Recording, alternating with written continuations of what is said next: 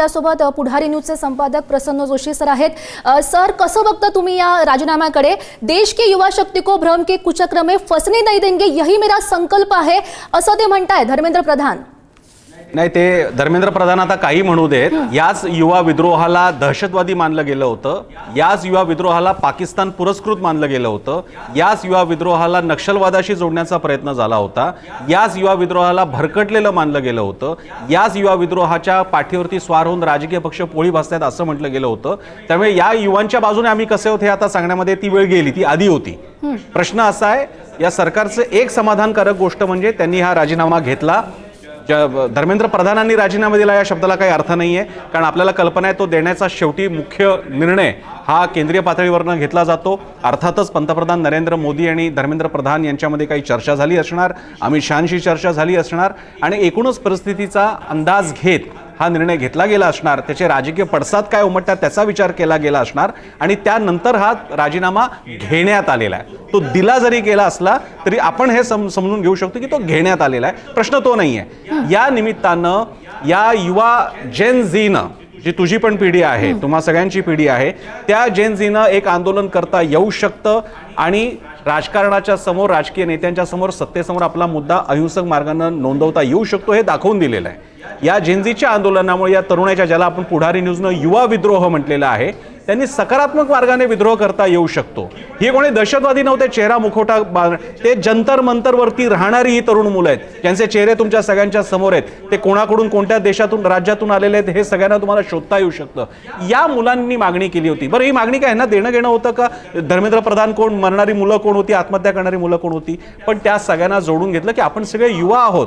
नीट परीक्षा आपलं आयुष्य ठरवणारी परीक्षा असते, ज्यांना मेडिकल्स किंवा या ठिकाणी जायचं असतं आणि या परीक्षेमध्ये असं पेपर फुटतो, सगळे कष्ट बर्बाद होतात। या उर्मीतून ते सगळे उभे राहिले होते। कॉकरोच जनता पार्टीची म्हणजे त्या आंदोलनाची चेष्टा करण्यात आली, अभिजित दिपकेवरती चेष्टा करण्यात आली। या मुला मुलींना काय, हे काय ठीक आहे, हे असं एन्जॉय केल्यासारखं करतात असं मानलं गेलं होतं। एक तर यामुळे आपल्या सगळ्यांना म्हणजे माध्यमांसकट सगळ्यांना आजच्या पिढीबद्दल, आजच्या राजकारणाबद्दल डोळे उघडणारी ही घटना आहे। या आंदोलनाने करून दाखवलं, या जेनझीने करून दाखवलं, त्यांनी अहिंसात्मक मार्गानं सरकारला आपला मुद्दा मान्य करावा लागला। इथे या ठिकाणी केंद्र सरकारचं सुद्धा अभिनंदन केलं पाहिजे। आम्ही कुणासमोर झुकणार नाही, कुणासमोर वाकणार नाही, असं लोकनियुक्त सरकारनं वागायचं नसतं। लोकशाहीमध्ये जनतेची तुम्ही जेव्हा मागणी मान्य करता तेव्हा एका अर्थानं तुम्ही लोकशाही बळकट करता, कारण आंदोलनाच्या द्वारे प्रश्न सुटतात, ही निष्ठा तुम्ही दृढ करता। अन्यथा इतर देशात काय होतं ते आपण बघतोय।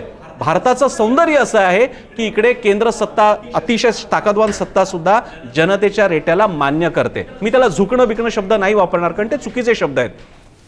पण यामुळे हे मागणी मान्य झाली एका चांगल्या प्रकारे। ह्या तरुणाई सुद्धा तिकडे सगळी जमली होती। दिल्लीचा जून जुलैचा उन्हाळा आपल्याला कल्पना आहे, त्याच्यात ते तिकडे थांबले होते आणि ही मागणी मान्य झाली आहे। सरकारचं अभिनंदन आणि आभार की त्यांनी ही मागणी मान्य केली आणि युवा जेन झी, युवा विद्रोहाला सलाम की ज्यांनी ही मागणी मान्य करून घेतली। आपल्यासोबत ज्येष्ठ नेते भाजपचे सुधीर मुनगंटीवार आहेत। मुनगंटीवारजी, स्वागत आहे पुढारी न्यूजवर। आपली पहिली प्रतिक्रिया।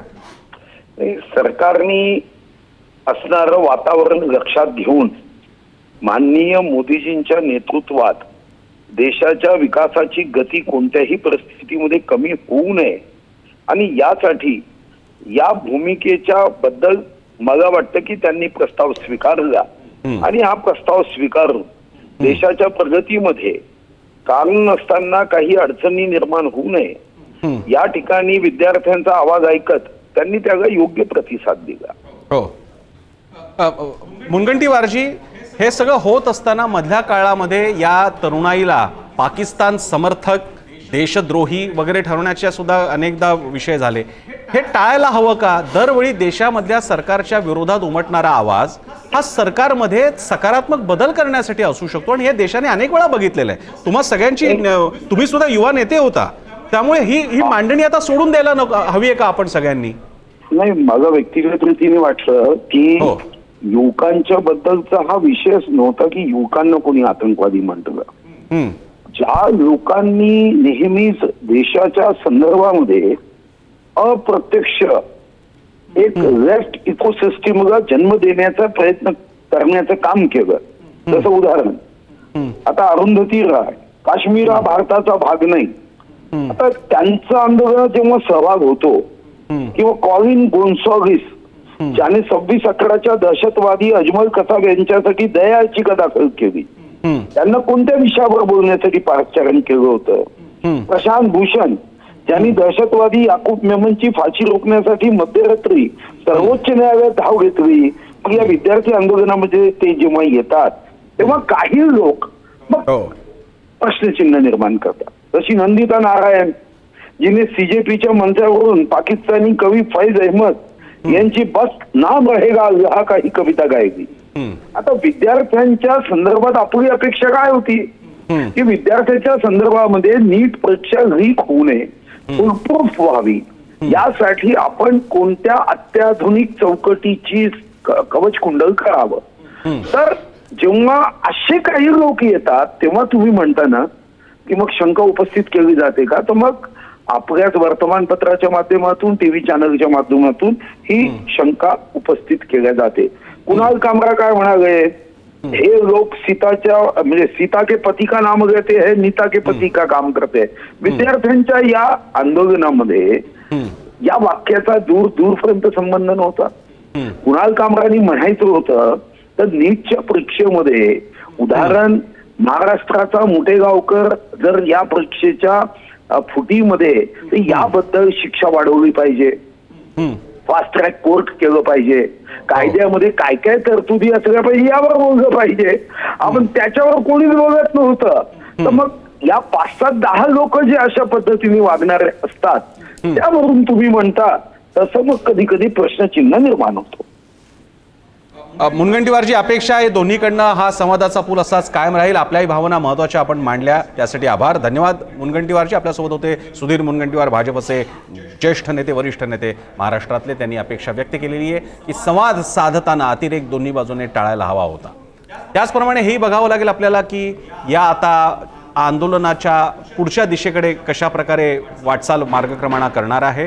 कारण आता मुख्य मागणीच मान्य झालेली. एकूण 3 मागण्या होत्या ज्या विद्यार्थ्यांनी आत्महत्या केल्या नीट पेपर फुटी प्रकरणानंतर त्यांच्या परिवारांना 1 कोटी रुपये देण्यात यावेत.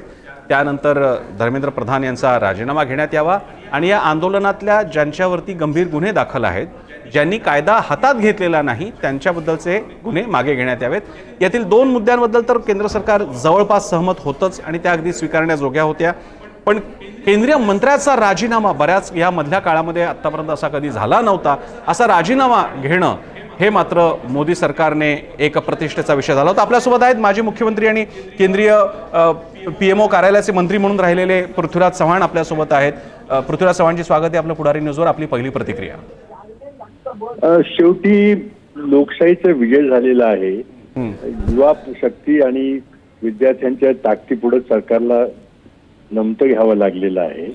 आणि गेल्या 12 वर्षामध्ये मोदी सरकारने एकाही गोष्टीची जबाबदारी स्वीकारली नव्हती आणि कुठल्याही मंत्र्यांनी कधी राजीनामा दिला नाही. पहिला राजीनामा झालेला आहे. मला वाटतं की हा एक प्रचंड मोठा विजय आहे. सरकारला आपली चूक लक्षात आलेली आहे. ज्या प्रकारे नरेंद्र मोदीजी रात्री 12 वाजता व्हिडिओ जारी करतायत त्याचा अर्थ असा की सरकार एक पॅनिक मोड मध्ये गेलेलं आहे आणि आता विद्यार्थ्यांची जवळीक साधायचा प्रयत्न होतोय, पण टू लिटल टू लेट. आणि त्यामुळे मला वाटतं की एकच शब्दात सांगता येईल की this is the beginning of the end. Modi सरकार आता काही फार काळ टिकणार नाही. ज्या विद्यार्थ्यांना या नीटच्या पेपर लीक प्रकरणी छळलेला आहे ते विद्यार्थी सरकार खाली खेचल्याशिवाय राहणार नाहीत. चव्हाणजी, प्रचंड मोठा विजय आहे. अर्थात चव्हाण साहेब, पण एक इकडे मुद्दा असा आहे की हे आंदोलन सुरू झालं अभिजित दिपकेने कॉक्रोच जनता पार्टीच्या या आंदोलनाच्या माध्यमातून. त्यानंतर जेव्हा लाठीचार्ज वगैरे झाला तेव्हा राहुल गांधी उतरले, त्यांनी PM निवासस्थानासमोर आंदोलन केलं. आता हे आंदोलन अशा प्रकारे पुढे गेलेलं असताना आता CJPच्या मागण्या आणि CJP हे आता एक भारतातलं नवं वास्तव आहे राजकीय आणि राहुल गांधी पण पुढे गेलेले आहेत. आता मनमुटाव, कारण हे आपण बघितलं होतं की काँग्रेसवाले त्याच्यावर जात नव्हते त्या मंचावर. आता एकत्र येणार का तुम्ही? हे यश कुणाचं मानणार? एकत्र येऊन साजरं करणार का? नाही बघा, हा क्रेडिट घ्यायचा विषय नाही. हा विद्यार्थ्यांचा जिव्हाळ्याचा प्रश्न होता. सगळ्यांची इच्छा होती की या ठिकाणी कोणीतरी जबाबदारी स्वीकारली पाहिजे.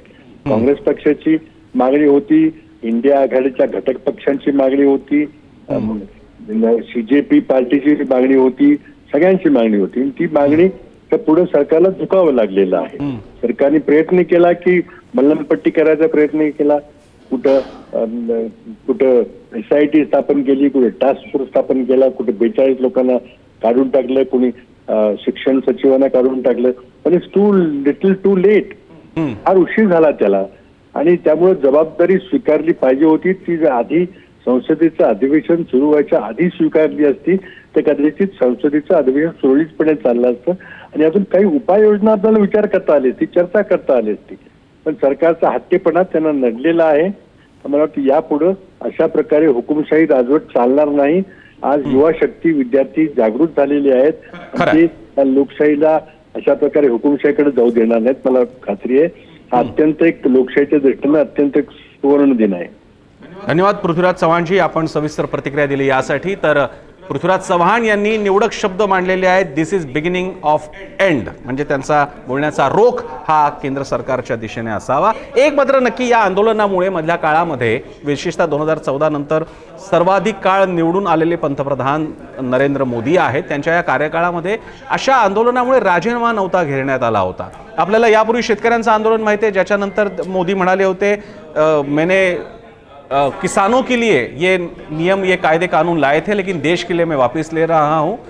त्यानंतर आता या आंदोलनामध्ये थेट मंत्र्यांचाच राजीनामा घेण्यात आला. ही मोठी गोष्ट आहे. लक्षात घ्या, शेतकऱ्यांच्या आंदोलनात प्रचंड बलशाली अशा प्रकारचे राजकीय पक्ष, संघटना सगळे उतरले होते. त्या तुलनेत ही मुलं कोण होती? ही जेनझी मुलं होती, ही साधी मुलं होती, ही तुमच्या आमच्या घरातली मुलं मुली होती आणि ती सरळ जंतर मंतरवर पोहोचली होती.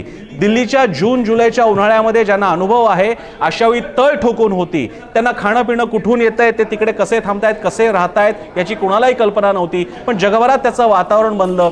देशभराने त्याची दखल घेतली. त्यांना सुरुवातीला देशद्रोही म्हटलं गेलं, पाकिस्तान समर्थक म्हटलं गेलं, नक्षलवादी मानलं गेलं.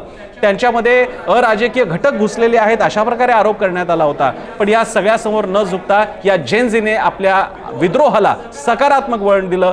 गांधी आंबेडकरांचं नाव घेत आणि भगतसिंगच्या इन्कलाब जिंदाबादचा नारा देत हे आंदोलन पुढे नेलं होतं. याची दखल आपल्याला घ्यावी लागेल. हो, नक्कीच. नक्कीच प्रसन्न सर, खूप खूप धन्यवाद. तुम्ही सगळी माहिती समजावून सांगितली त्यासाठी.